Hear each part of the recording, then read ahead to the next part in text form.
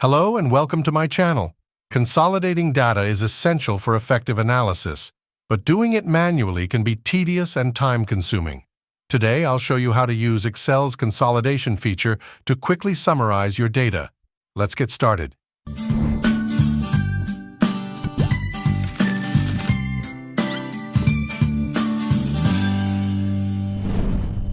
First, choose the cell where you want the summary to appear. I'll use cell K2.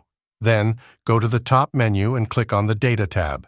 In the Data Tools group, find and click the Consolidate button to open the dialog box. Here, you'll see a drop-down menu for functions. Since we're summing sales, select Sum. Next, click in the reference box and select the data range you want to consolidate.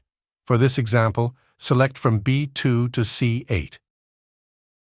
Use the shortcut Alt+A to quickly add this range to your list of references or press Add key to insert the selected cell ranges under Add Reference List.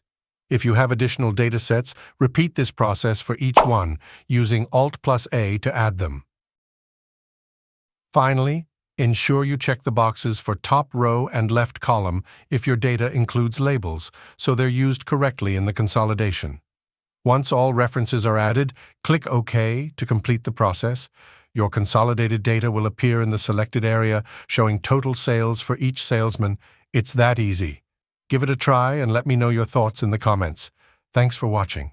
If you found this tutorial helpful, please like, subscribe, and hit the bell icon for more Excel tips. See you in the next video.